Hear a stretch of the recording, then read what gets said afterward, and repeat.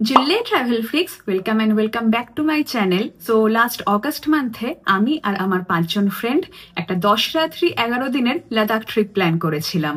তো সেই travel series শুরু করার আগে লাদাখ ট্রিপ সম্পর্কিত কিছু ইম্পর্টেন্ট ইনফরমেশন আজকে আপনাদের সাথে শেয়ার করে নিচ্ছি।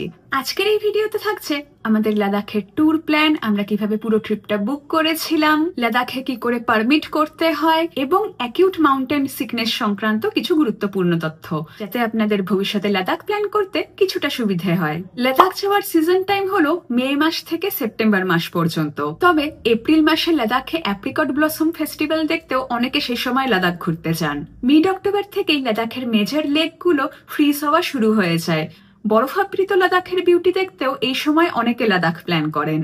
হাতে সময় কম থাকায় আমরা মাত্র 10 রাত্রি 11 দিনের জন্যই লাদাখ ট্রিপটা প্ল্যান করেছিলাম।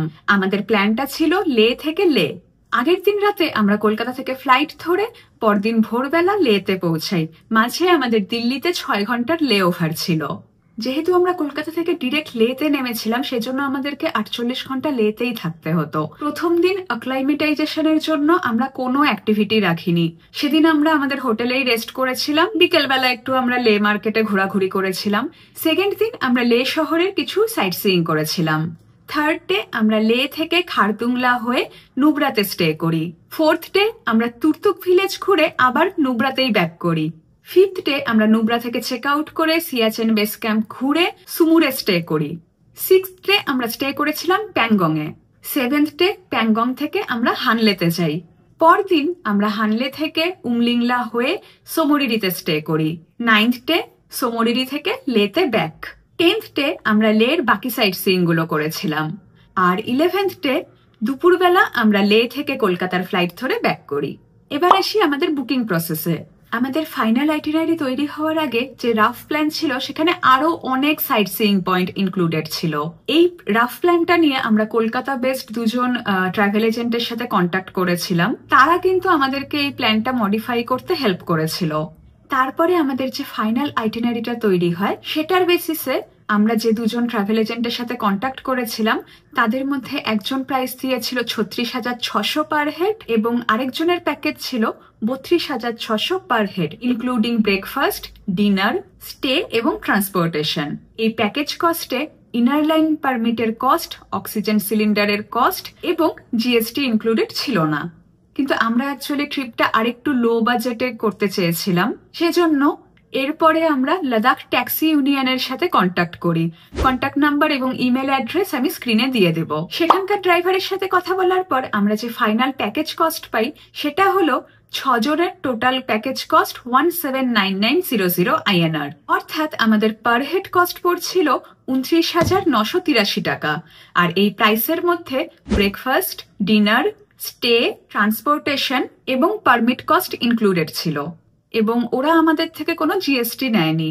আর আমরা ওদের থেকে একটা অক্সিজেন সিলিন্ডার নিয়েছিলাম, যেটা সারাক্ষণই আমাদের গাড়িতে ছিল। সেটার জন্য ওরা 6 জনের থেকে টোটাল 2400 টাকা নিয়েছিল। এই পুরো প্যাকেজের সেকশন ওয়াইজ প্রাইস ব্রেকআপ আমি স্ক্রিনে দিয়ে দেব। আরেকটা সব থেকে বড় ব্যাপার, গাড়ি। আমরা আগে যে ট্যুর এজেন্টদের সাথে কন্ট্যাক্ট করেছিলাম, তারা আমাদেরকে 7 সিটার গাড়ি দিত। কিন্তু লাদাখ ট্যাক্সি ইউনিয়নের সাথে কন্ট্যাক্ট করার পর তারা এই বাজেটে আমাদের 6 জনের জন্য কিন্তু একটা 12 সিটার ট্রাভেলার অ্যাভেল করেছিল। এই ট্যুর প্যাকেজটাই আমরা ফাইনাল করি। বুকিং করার সময় ওরা আমাদের থেকে মাত্র 10,000 টাকা অ্যাডভান্স নিয়েছিল। মানে 6 জনে মিলে আমরা 10,000 টাকা অ্যাডভান্স দিয়েছিলাম এবং ট্রিপ চলাকালীন বাকি পেমেন্ট ওরা ডে বাই ডে ধাপে ধাপে নিয়েছিল। এবং আমরা ট্রিপের লাস্ট দিনে পৌঁছে ওদেরকে পুরো পেমেন্টটা কমপ্লিট করেছিলাম। এই প্যাকেজ কস্ট ছাড়াও আমাদের পুরো ট্রিপে এক্সট্রা খরচা বলতে হয়েছিল শুধু লাঞ্চের, বিভিন্ন সাইট সিইং পয়েন্টে যে এন্ট্রি ফি দিতে হয় সেটা, এবং আমরা ফ্যামিলি এবং ফ্রেন্ডদের জন্য কিছু কেনাকাটা করেছিলাম সেটার। তবে এই বাজেটটা শুনে অনেকের মনে হতেই পারে যে আমরা কেমন খাবার খেয়েছিলাম বা কেমন স্টেতে ছিলাম। আমাদের প্রত্যেকটা স্টে কতটা ভালো ছিল সেটা কিন্তু আপনারা আগামীতে ভিডিওতেই দেখতে পাবেন। আমি প্রত্যেকটা স্টের নাম এবং কন্ট্যাক্ট নাম্বার কিন্তু ব্লগে দিয়ে দেব। এবার আসি লাদাখের একটা মেইন প্রবলেম। লাদাখে কিন্তু কোনো প্রিপেড মোবাইল কানেকশন চলে না।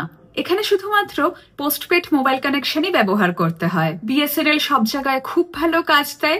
এয়ারটেল আর জিওর পোস্টপেড কিন্তু লে এবং নুব্রাতে ভালো কাজ দিবে, কিন্তু প্যাংগং, হানলে, সোমরিরি এগুলোতে খুব, জিও তো কাজ করেই না, কিন্তু এয়ারটেলটা প্যাংগং এ আপনি একটু পেলেও পেতে পারেন, কিন্তু জিও বাকি এরিয়াগুলোতে একদমই চলবে না। কোথায় কোন মোবাইল নেটওয়ার্ক ভালো কাজ করে সেটার চার্টও আমি স্ক্রিনে দিয়ে দেবো। তো পোস্টপেড সিম নিতে হলে আপনি হয় আপনার ড্রাইভারকে আগে থেকেই বলে রাখতে পারেন, সে সিম ম্যানেজ করে দিতে পারবে, অথবা আপনি লেতে পৌঁছে সেখানকার লোকাল মার্কেট থেকেও নিজের আধার কার্ড দেখিয়ে সিম নিয়ে নিতে পারেন। আমাদের ক্ষেত্রে একজনের অলরেডি একটা এয়ারটেল পোস্টপেড সিম ছিল, তো আমরা 6 জন মিলে ওই একটা সিম দিয়েই বাড়ির লোকের সাথে কন্ট্যাক্ট করেছিলাম, আমরা এক্সট্রা করে আর কোনো সিম কিনিনি। পেমেন্টের ব্যাপারে বলতে গেলে আপনি লাদাখে কিন্তু প্রচুর এটিএম পাবেন এবং লে মার্কেটে প্রত্যেকটা শপেই ওয়াইফাই রয়েছে, সেটা ইউজ করে আপনি অনলাইনে ইউপিআই এর মাধ্যমে পেমেন্ট করতে পারবেন। কিন্তু বাকি এরিয়াগুলোতে কিন্তু এটিএম নেই বললেই চলে, তাই সাফিসিয়েন্ট ক্যাশ ক্যারি করবেন। নুব্রা এবং সুমুরের স্টেতে আমরা ওয়াইফাই পেয়েছিলাম, সেটার মাধ্যমে আমরা পেমেন্ট করতাম, কিন্তু প্যাংগং, হানলে, সোমরিরি এই 3 জায়গায় কিন্তু না আমরা নেটওয়ার্ক পেয়েছি, না আমরা কোনো ওয়াইফাই পেয়েছি। লাদাখে সব জায়গাতেই কিন্তু সোলার প্যানেল ইউজ হয়। সুমুর, প্যাংগং, সোমরিরি এইসব জায়গায় শুধুমাত্র সন্ধ্যে 7টা থেকে রাত 11টা অব্দি কারেন্ট থাকতো। আর এই জায়গাগুলোতে ওরা কিন্তু চাইলে বালতি ভরে গরম জল আমাদেরকে ব্যবহারের জন্য দিয়ে যেত। আর এইসব জায়গাতে যাওয়ার সময় অন দ্য ওয়েতেও কিন্তু খুব কম ফুড স্টল বা রেস্টুরেন্ট রয়েছে।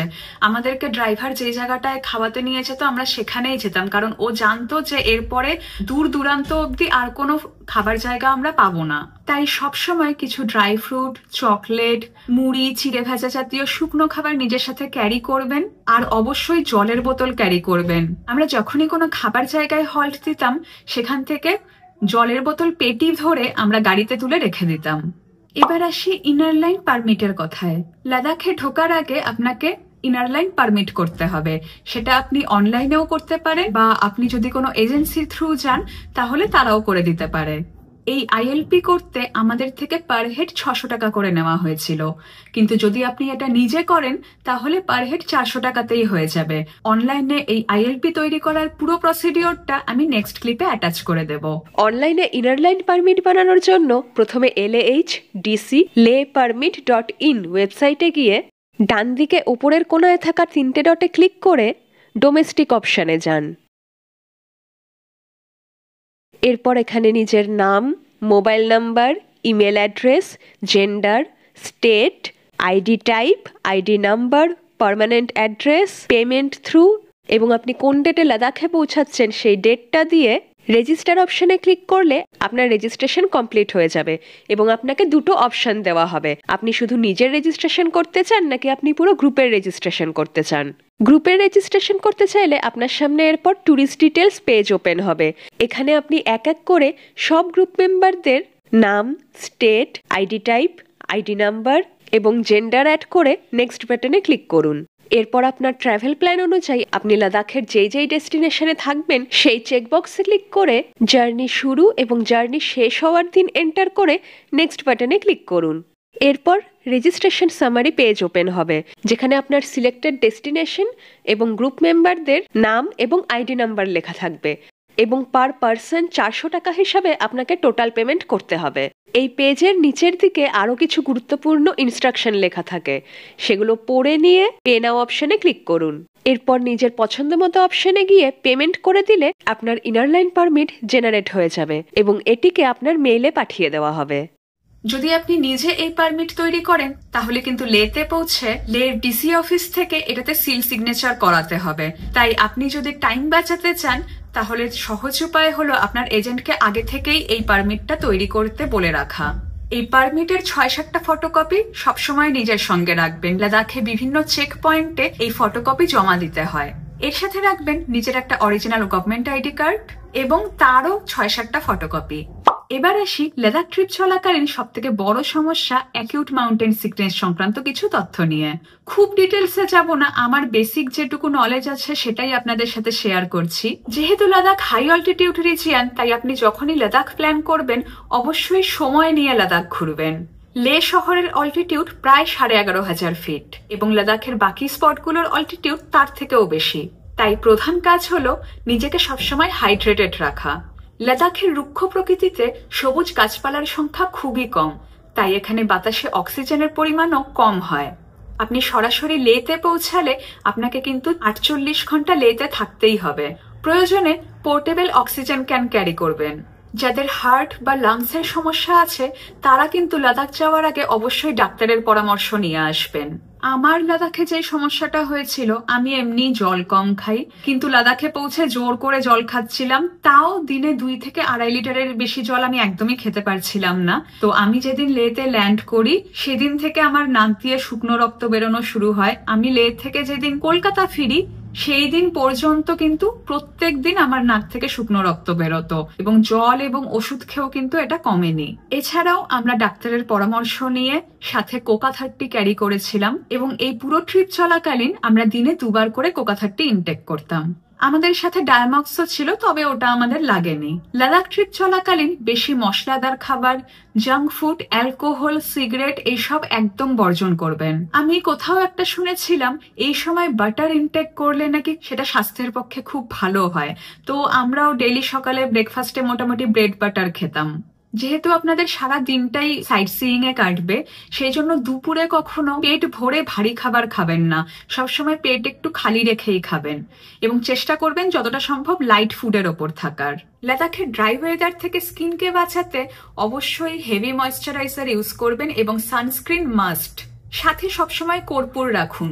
মাথা ধরলে বা জার্নি চলাকালীন গা গুলালে বা অস্বস্তি হলে কর্পূরের গন্ধ অনেক সময় আমাদের আরাম দেয়। কোনো সিচুয়েশনেই প্যানিকড হবেন না। এখানকার স্থানীয় লোকজন ভীষণ হেল্পফুল। এখানে বেশ কিছু জায়গাতে আর্মি হসপিটাল রয়েছে। খুব সমস্যা হলে সেখানে প্রাথমিক চিকিৎসার জন্য যেতে পারেন। তো মোটামুটি ভাবে এই ছিল আমার লাদাখ ট্রিপ সম্পর্কিত যাবতীয় তথ্য।